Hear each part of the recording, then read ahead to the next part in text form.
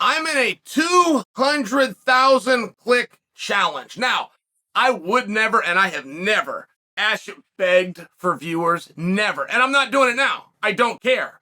Don't do it or do it. I'm just telling you the stakes, right? And I've been in this situation, by the way.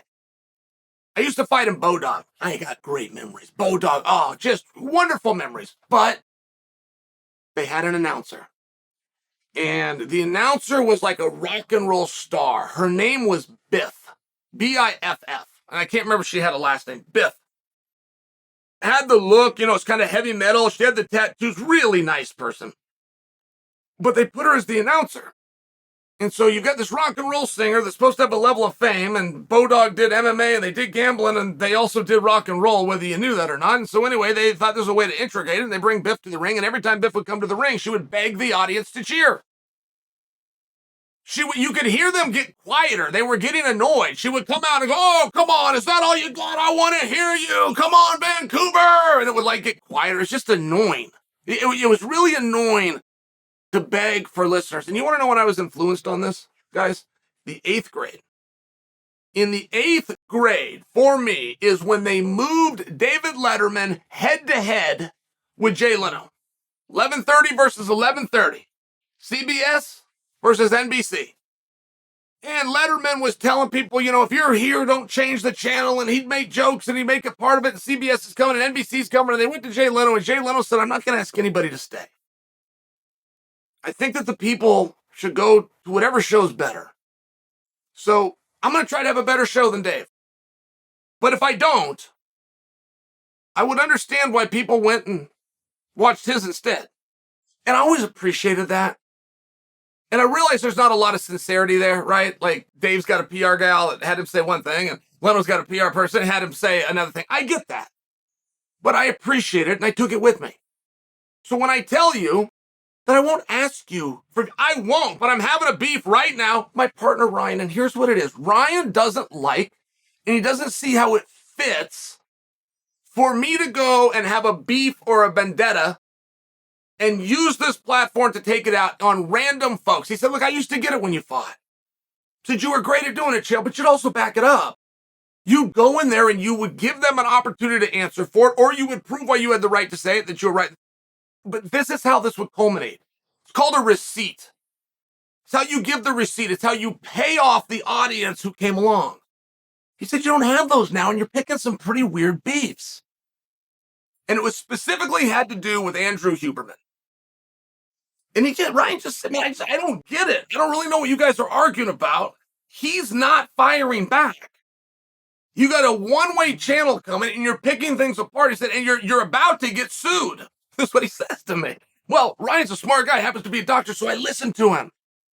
I said, "But Ryan, somebody's got to come in and push back on some of these ideas. Like these can just seep through. These can just get in, right? GNC, by example, any kind of food that you would ever consume, food or drink in this country is regulated.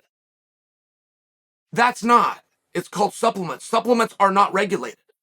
It's how so many athletes have been flagged because they have dirty supplements. That stuff isn't checked. And whatever goes on the package, it's not. It's buyer beware. There's many things in life that are buyer beware. When I tell you that food and drink has an administration that oversees, okay, great, but so do automobiles. Are you guys aware of this? They want you to buy automobiles from a dealership. That's how they keep business going. But they can't stop you from buying it from a private party. If you buy it from a dealership and it's a lemon, a representative of the Attorney General's office will meet you at that dealership tomorrow morning at 8 a.m. If you buy it from a neighbor and it's a lemon, it falls under something called buyer beware. So when I tell you that supplements aren't regulated, I do feel somebody needs to call some of these things out. And we have an industry that's going to continue to move supplements. Like that's never going to end. All of you have the same thing inside of me that I had when I was 12 years old and walked the rows of GNC on my birthday because my dad told me I'd get one thing of anything, and I'm just looking at the guy with the best build. No matter how awful that protein powder tastes or how many scoops and gritty that creatine is going to be, whoever put the most handsome guy on the bottle is getting my $20. But it doesn't mean that stuff's any more effective now than it was then. And believe me, I've tried everything on the outside chance that it would work. Nothing does. It's never worked. HMB was pretty good. HMB in conjunction with creatine would at a minimum bloat you. So then you would look the part. It would cramp you, and I know that helped with actual strength, but it would do something where you would like that for summertime. Look, I'll give them that. They took HMB off the shelf. Now, when I bring up Huberman, okay, Huberman does have something in common with everybody else that's ever tried to sell you snake oil, which is they found a supplement, and that supplement they find never turned out to be right outside your front porch. That supplement never turned out to be on your back deck. That supplement never turned out to be with an eyesight. That supplement 100% of the time is the one that's really hard to pronounce. It's usually a flower. It's usually a weed of some kind. It's usually an extract from a juice, from a leaf on a tree in eastern India that was discovered by Moses and lost along the way and translated by Joseph Smith himself and blessed by the almighty Jesus Christ, right? It's always something like that, always. And that's a red flag. It's just a red flag. And why, if you had something that grows somewhere, why didn't you tell that market, right? I mean, that's another thing, right? You got this thing that's growing on the corner of eastern India that was discovered by Moses. They have televisions and radios and internet in eastern India. Why don't you tell them that? Because you do the same thing to them. You tell them, no, it's only over here. It's only in New Hampshire on this little old lady's property.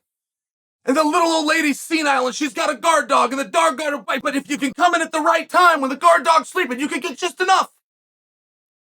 It's just one of these things. They always go this way, right? It's like the people that want to believe in UFOs. Man, that stuff's really fun. But at some point, you're going to have to ask yourself why they only land in America and why they only take farmers and why they only get information by probing your butt. Like at some point, you're going to, what is going on here? Why is it always the same story? Now, I spoke to Huberman. Gentleman. Total gentleman. And you will not hear me. You ever heard me call him a con man? Not positive that I did, but I know I said con men because they're in this industry, and perhaps I called him that. I don't have that opinion anymore. You got to understand, for somebody that's being dishonest, they have to know. They have to know that what I'm telling you is not what reality is. That is not Huberman at all. Not at all.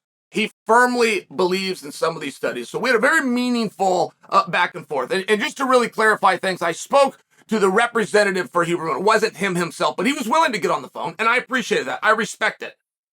Huberman is actually coming out to Portland, and we might go and do something together. But instead of challenging him in the aggressive manner that I have up until this point, I would have questions. There was a protocol that was conducted that Huberman spoke to at great length that had to do with the effects of sauna. And in this specific case, it was said that growth hormone could go up 16 times in one of the reports. Over the course of the study, it would diminish, but still settled in with 4 times growth hormone. This was just an example given. And instead of challenging it, I would like to ask some questions. I thought this was his study. If he's speaking on it, I assumed it would be his study, but I'm told that that's not how science works, that somebody else can do it, who you never meet or never question, but if it gets picked up and published by a respected journal, you then can go by it. And that doesn't seem right to me. I came from the sports world. You don't get to claim that you are the world's greatest. You don't get to do that. You either have the Olympic gold medal or you don't. I don't get to hear from somebody else who told somebody else that got you to write it down. That person's either got the Olympic gold medal or they don't get to call themselves the greatest. Now, when I hear that a study was done on X number of people at random and they were taken into a sauna for protocol 4 times in one day, 30 minutes, 30 minutes, 30 minutes, 30 minutes. I don't know how long the rest was. 2 hours in total, 4 30-minute sessions in a day. The next day's off. The next day, they're back in the box. 4 times, the next day's off. The next day, they're back in the box. It's a 7-day study, so I think you get in the box 3 or 4 times. I'm a wrestler. Is there anybody in your life, just so we can all make sure we agree on this, is there anybody in your life that you would associate with saunas more than wrestlers? Every wrestler you know has spent ample amount of time in saunas. Is that true? Every college in the country that has a wrestling program has a sauna within the locker rooms of the wrestling room. Do we all agree on this? Okay, great. So Chael as a wrestler would be pretty damn good and pretty experienced in sauna. Yes? Okay, great. The longest I've ever been in a sauna is 40 minutes. There is a claim within this study that X amount of people, they didn't say how many, taken at random, we don't quite know what random is, was put in the box for 30 minutes, 4 times in one day. The longest I have gone in my life is 40 minutes, and that was a hell of a push to do it. So I do question the study. I do question that was done. I do question who you could go and get at random that'd even be able to hold up. Now, let's assume that it happened. I'm sure your box is a lot colder than mine, which you would consider hot and what the wrestlers would consider. I'm sure we're having 2 different conversations, but you got somebody to go in there, and then you drew their levels, and their levels have skyrocketed, man. They're off the page. If that happened, I would not, as an observer, associate that with the heat.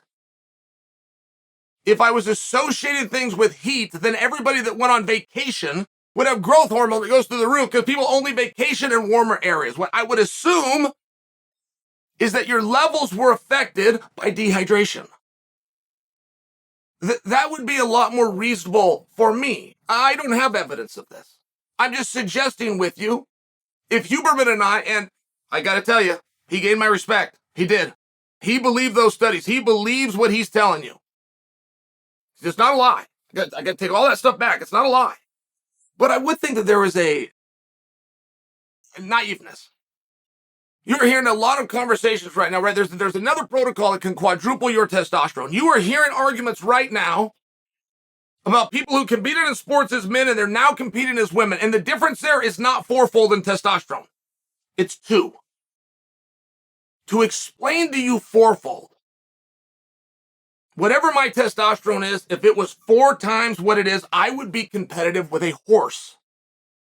It is a ridiculously high amount. The Olympics are 12 months away. Here, I'll tell you a real literal statement. If you could take a random person and quadruple their testosterone, the Olympics are 12 months away, they would be a contender for the gold medal. I don't have to hear anything else.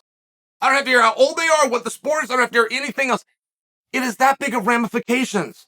So if you have something that can up growth hormones 16x, even if that dies down to 4, anything that can up testosterone 4-fold, I'm just sharing with you. I have taken endogenous growth hormone, the most expensive you can get, taken from a cadaver.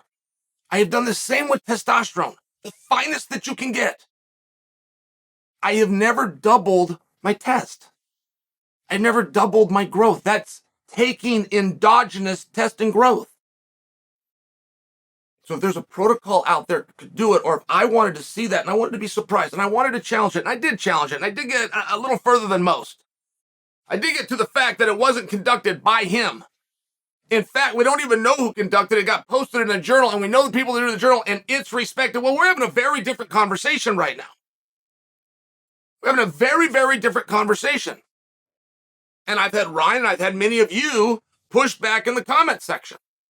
Say, well, this is science. I've heard you say that. I know that you love that. I know that you do. Tell me a great coach that you've heard of. Vince Lombardi? Can we go with him? Mike Ditka? Can we go with him? Phil Jackson? Can we go with him? Because they're going to tell you what they did was a science. And they're not going to have the data and they're not going to have the charts, but they're going to have groups of people that they did for eras. And they're going to have how they prepared and trained them and the results that they ended up getting. And I think that's a meaningful observation as well, whether you want to agree with that or not. Now, Ryan says the beef's got to go. He says there's nothing here. So I made him a $200K bet. And I'll keep my word. This video gets viewed 200K. Not only will I be audited, it'll be audited in front of the world. You will all see it. Or we move on from Andrew Huberman.